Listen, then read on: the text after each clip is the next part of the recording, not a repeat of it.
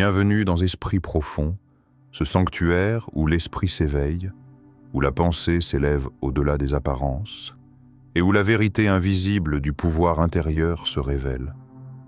Aujourd'hui, nous plongeons ensemble dans un secret souvent murmuré, rarement compris. Voici pourquoi ils te craindront, si tu suis ces règles de Machiavel. Ce n'est pas une question de domination superficielle ni de contrôle brutal. C'est l'éveil d'une force insoupçonnée, une puissance discrète et redoutable, née de la maîtrise de soi, de la ruse subtile et d'une volonté inébranlable. À travers les enseignements intemporels de Machiavel, nous allons explorer comment, en incarnant ces règles invisibles, tu peux devenir une présence que l'on respecte, que l'on craint, sans même prononcer un mot.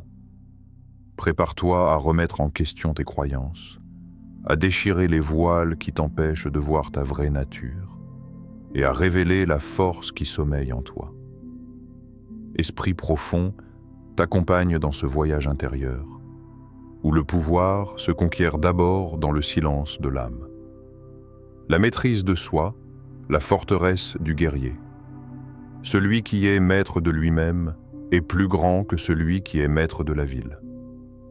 Imagine un champ de bataille, mais ici, aucune épée ne s'entrechoque, aucun cri ne déchire le ciel, aucun ennemi visible ne t'attend. Ce champ de bataille, c'est ton esprit.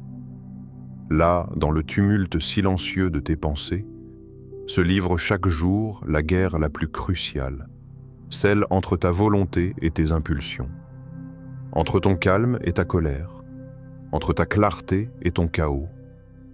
Ceux qui inspirent le respect véritable ne sont pas ceux qui contrôlent les autres, mais ceux qui ont appris à se gouverner eux-mêmes dans l'obscurité, là où personne ne les regarde.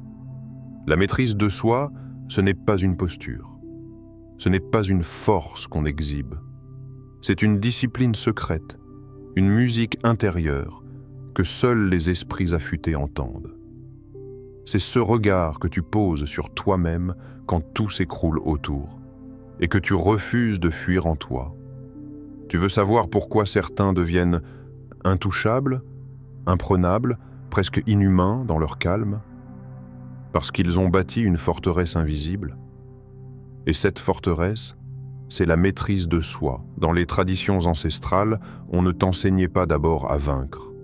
On t'enseignait d'abord à ne pas réagir. Le guerrier légendaire Miyamoto Musashi, maître du sabre et de l'esprit, ne sort jamais son arme à la légère. Il disait « La victoire appartient à celui qui sait attendre ». Qu'est-ce que cela signifie? Le véritable pouvoir, c'est de retarder l'impulsion jusqu'à ce que le moment juste se révèle. Celui qui agit sous la colère est faible. Celui qui cède à la peur est prévisible. Celui qui répond à l'offense avec rage est déjà vaincu, car il n'est plus maître de lui-même, mais esclave de l'autre. Toi aussi, tu es observé, pas pour ce que tu dis, mais pour ce que tu retiens, ce que tu canalises, ce que tu refuses de laisser t'entraîner. Ferme les yeux un instant. Écoute le vacarme dans ta tête, la voix qui doute, celle qui critique, celle qui veut réagir, celle qui veut fuir. Elles se battent toutes pour dominer ton attention. Mais il y a une autre voix, plus discrète, presque imperceptible, le murmure du guerrier. Il ne cherche pas à fuir. Il n'accuse personne. Il observe. Il respire. Il attend. Et dans cette attente, il devient solide comme une montagne. Car la maîtrise de soi, ce n'est pas l'absence d'émotion. C'est la capacité de sentir l'émotion, sans devenir son prisonnier. Un jour, un roi demanda à son conseiller « Qui est le plus fort de mon royaume ?» Le conseiller répondit « Ce n'est ni ton général ni ton sorcier. C'est celui qui, dans le silence, apprend à dominer ses propres monstres. Tu veux inspirer la crainte, la vraie? Alors deviens incontrôlable dans ta stabilité. Sois celui qui, face à la provocation, garde le regard fixe, celui qui, dans le chaos, conserve son souffle. Celui dont on ne devine jamais les intentions, car son monde intérieur est un mystère impénétrable. Regarde autour de toi. Les gens réagissent au moindre mot, s'effondrent à la moindre critique, s'énervent pour une remarque, ruminent pendant des jours une insulte. Mais toi, tu t'élèves. Tu l'extrais, tu refuses d'être un pantin tiré par les ficelles de l'émotion. Parce que tu sais que chaque réaction incontrôlée est une faiblesse exposée. Et qu'un guerrier qui se connaît n'offre jamais à l'ennemi la clé de sa forteresse. Maintenant, interroge-toi avec sincérité. Quelle est la dernière fois où tu as été dominé par toi-même? Qu'est-ce qui, en toi, te pousse encore à répondre au lieu de respirer? Et surtout, qui serais-tu si tu apprenais à te contenir avec grâce, à choisir chaque geste comme on sculpte une œuvre d'art? Lorsque tu deviendras ce pilier calme au milieu de la tempête, lorsque ton regard sera plus tranchant que n'importe quelle parole, lorsque ton silence deviendra ton arme la plus redoutée, alors, sans un mot, ils te craindront. La ruse et la vision, le jeu d'échecs de la vie. L'homme sage ne doit jamais manquer d'inventer quelques stratagèmes, car la fortune est changeante. Observe le plateau, pas celui en bois, celui que personne ne voit. Un échiquier invisible, tendu entre les décisions que tu prends et celles que tu refuses de prendre. Chaque mouvement a un prix, chaque silence une direction, chaque choix une conséquence que tu ne verras qu'après 3 coups d'avance, ou trop tard. Ce n'est pas un jeu contre les autres, c'est un jeu contre le chaos, contre les imprévus, contre la naïveté, contre ta propre illusion de contrôle. Et dans ce jeu, Machiavel n'était pas un joueur. Il était l'architecte des règles que les autres ignoraient. Il vivait à une époque où la loyauté était un masque et où la vérité appartenait aux plus intelligents, pas aux plus sincères. Il n'attendait pas que la vie lui tende la main. Il traçait sa route dans les ombres avec une vision froide mais limpide. Si tu ne prévois pas, tu es prévu. Si tu ne manœuvres pas, tu es manipulé. Si tu ne construis pas ton plan, tu exécutes celui d'un autre. Tu crois que tu peux affronter le monde avec spontanéité et bonne volonté? Tu crois que le mérite suffit à ouvrir les portes? Alors tu ignores le jeu. Et si tu ignores le jeu, tu n'es pas un joueur, tu es une pièce. Mais toi, tu es plus que ça. Tu es celui qui apprend à voir plus loin, à lire entre les lignes, à écouter les silences, à poser des gestes qui ne font sens que 3 jours, 3 mois, 3 ans plus tard. Chaque mot que tu prononces peut être une distraction. Chaque absence, un message. Chaque mouvement, un sacrifice utile. Rappelle-toi ce principe. Le roi ne recule que pour mieux protéger le trône. C'est là que réside la vraie ruse.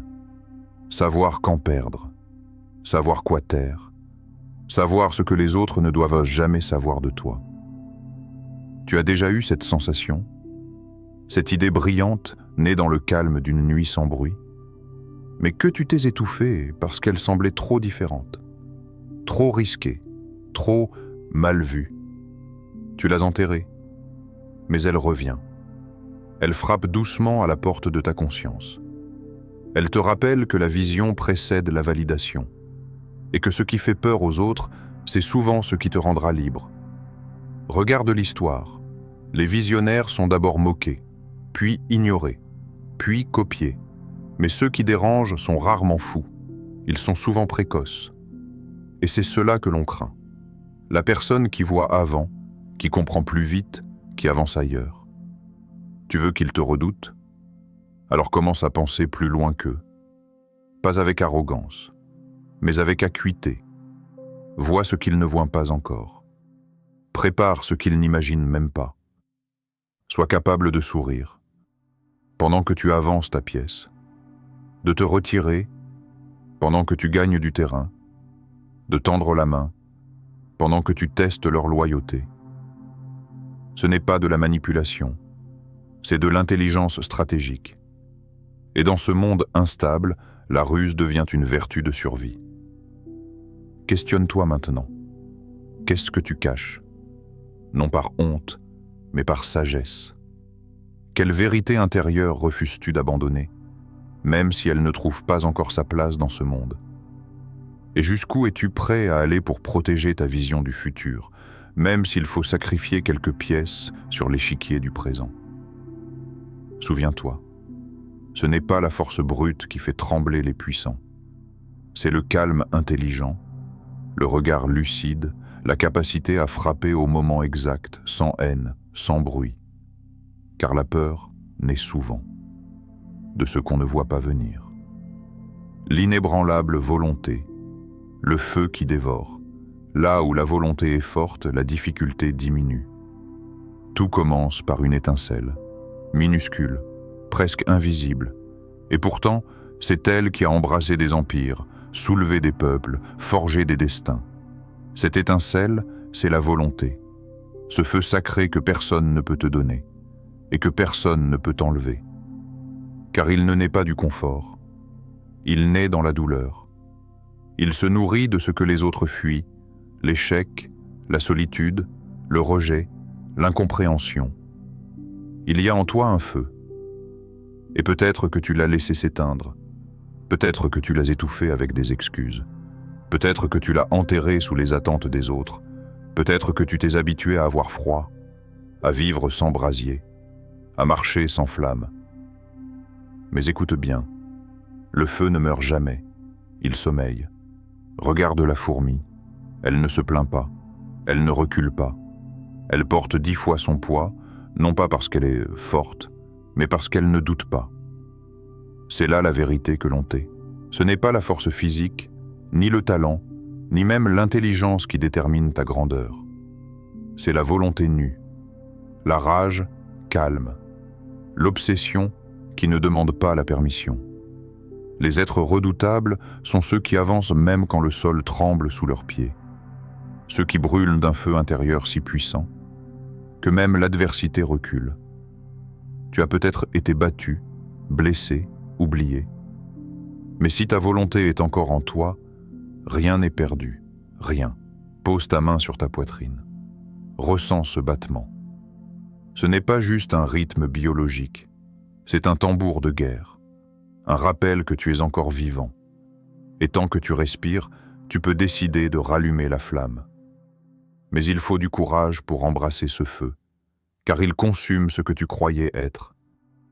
Il te dépouille de tes conforts, de tes certitudes, de tes mensonges intérieurs. Il te force à choisir, à dire non au monde extérieur pour dire oui à ta propre destinée. Rappelle-toi une chose, la peur n'arrête pas le feu. Elle le teste, le doute ne l'éteint pas. Il l'interroge, et c'est là que tu choisis. Soit tu laisses ton feu et brûler de l'intérieur, lentement, en silence, soit tu le libères et tu embrasses tout sur ton passage. Tu veux inspirer la crainte? Alors montre ce feu, pas avec des cris, pas avec des discours, mais avec ton regard, ton énergie, ton acharnement silencieux, avec cette détermination que rien ne peut altérer, ni la fatigue, ni l'humiliation, ni les obstacles. La peur du monde ne vient pas de ceux qui parlent fort. Elle vient de ceux qui marchent sans s'arrêter. Ceux dont on sent la chaleur sans qu'ils n'aient besoin de se montrer. Ceux dont la présence suffit à faire taire les faux puissants. Car leur feu est visible, même dans l'ombre. Maintenant, écoute bien cette question. Qu'est-ce qui attend encore d'être brûlé en toi? Quelle chaîne mentale refusez-vous de voir? Et si tu laissais tomber les masques, les excuses, les plus tard, pour faire place à la braise pure de ta volonté, tu n'as pas besoin qu'on t'aide. Tu as besoin d'embrasser ce qui t'appartient déjà. Car quand ta volonté devient tempête, quand ta marche devient inévitable, quand ton feu devient contagieux, alors ils comprendront que rien ne pourra t'arrêter. Et c'est là que, sans bruit, la peur s'installe en eux. La maîtrise des apparences, le masque du pouvoir. Il faut sembler être ce que l'on est, ou bien être ce que l'on paraît. Ferme les yeux. Imagine un marbre blanc, froid, silencieux. Un sculpteur avance lentement, ses gestes sont précis. Chaque coup de ciseau révèle une courbe, une expression, une intention. Il ne crée pas un visage, il crée une énigme. Ce masque n'est pas une dissimulation, c'est une stratégie. Un filtre entre sa vérité intérieure et le regard des autres. Tu crois que le pouvoir appartient à ceux qui s'exposent? Tu crois que montrer ce que tu ressens est toujours un acte de courage? Réfléchis bien. Le monde ne voit pas. Le monde projette. Il ne voit de toi que ce qu'il veut comprendre. Et ce qu'il ne comprend pas, il le craint. Dans l'arène du pouvoir, tout est perception. Le silence devient menace. Le sourire devient stratégie. L'ambiguïté devient bouclier. Le prince machiavélien ne domine pas par la brutalité, mais par l'art du paraître maîtrisé. Il ne se livre jamais complètement. Il donne des fragments, choisis, ordonnés. Il est visible, mais jamais totalement lisible. Et toi, quel est ton masque? Pas celui que tu montres devant les autres, celui que tu oublies que tu portes. Le masque du bon élève, le masque de l'homme fort, le masque de la personne raisonnable, normale, acceptable. Mais au fond, il y a autre chose. Quelque chose de plus dangereux, de plus profond. Un feu que tu retiens, une vérité que tu caches, une part de toi que tu protèges, parce qu'elle te rend vulnérable, mais aussi inarrêtable. Voici la clé. Le masque ne sert pas à mentir. Il sert à préserver ta force. Il est la peau que tu crées entre toi et l'extérieur. Il te donne le droit de choisir ce que tu révèles et ce que tu retiens.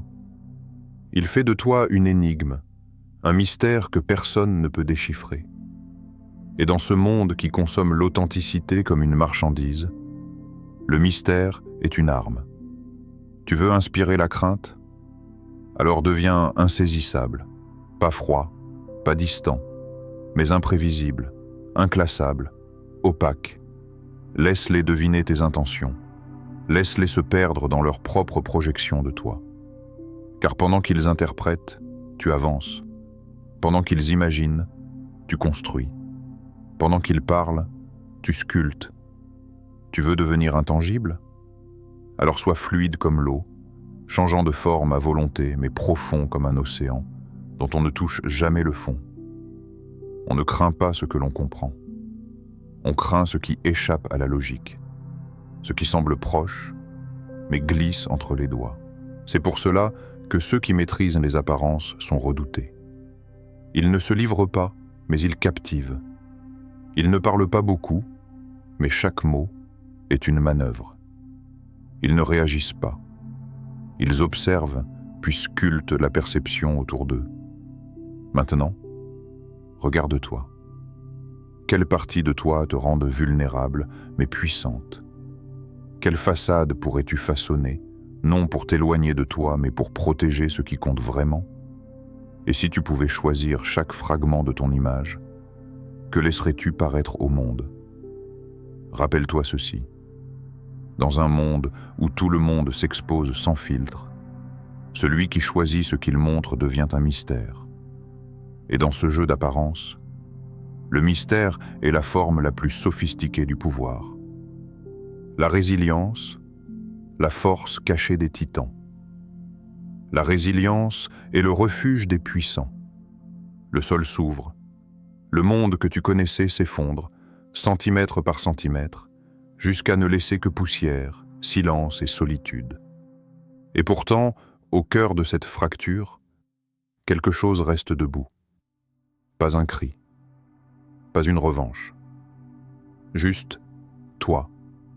Pas la version de toi qui brille, mais celle que tu pensais avoir perdue, celle que tu as découverte en tombant. La chute ne fait pas peur au titan. Ce n'est pas qu'il est invincible, c'est qu'il ne cesse jamais de renaître. Il connaît l'échec, il connaît la honte, il connaît la trahison, le vide, la perte. Mais il a compris une chose que les autres refusent de voir. Ce ne sont pas les blessures qui détruisent, c'est le refus de les traverser. Regarde bien. La douleur que tu caches est peut-être la racine de ta puissance. Les larmes que tu n'as jamais versées sont peut-être l'eau dont ton feu a besoin. Et ta chute, si brutale soit-elle, n'est peut-être qu'une invitation à t'élever plus haut qu'avant. Dans la nature, il y a un arbre qu'on appelle le pin résineux. On le frappe, on le blesse, on l'entaille, et il saigne. Mais ce qu'il libère n'est pas une plainte. C'est de la résine, une substance visqueuse, puissante, cicatrisante. Et cette résine, avec le temps, durcit, devient une armure. Tu es cet arbre. Chaque blessure est une ouverture vers un matériau plus solide. Chaque défaite est une chance d'accéder à une forme de toi que tu n'aurais jamais rencontrée sans tomber.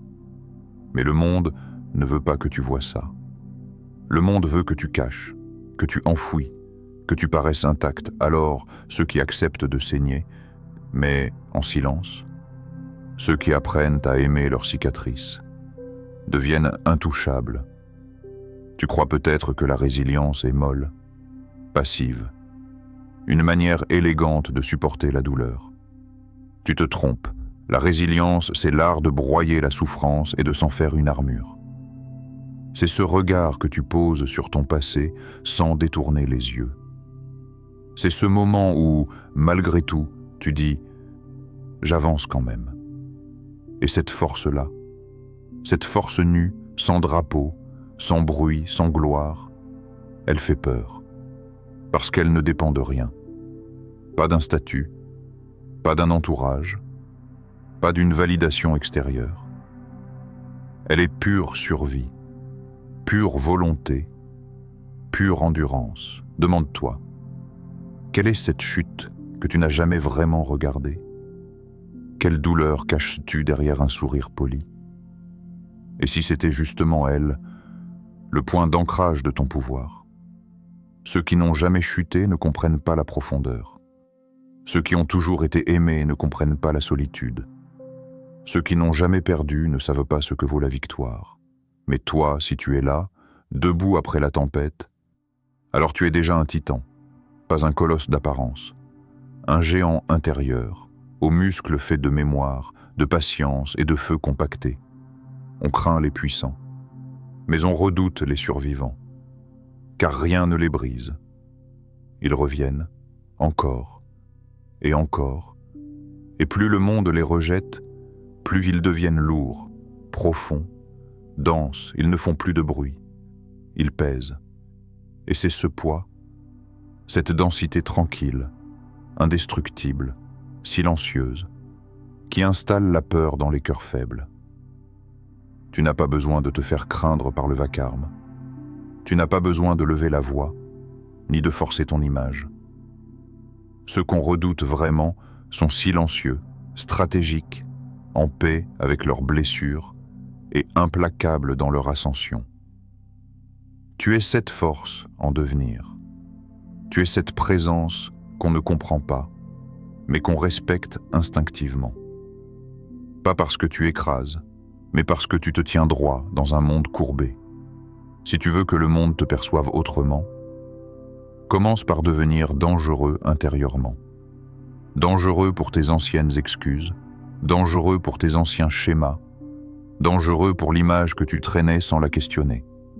Les règles de Machiavel ne sont pas une armure extérieure.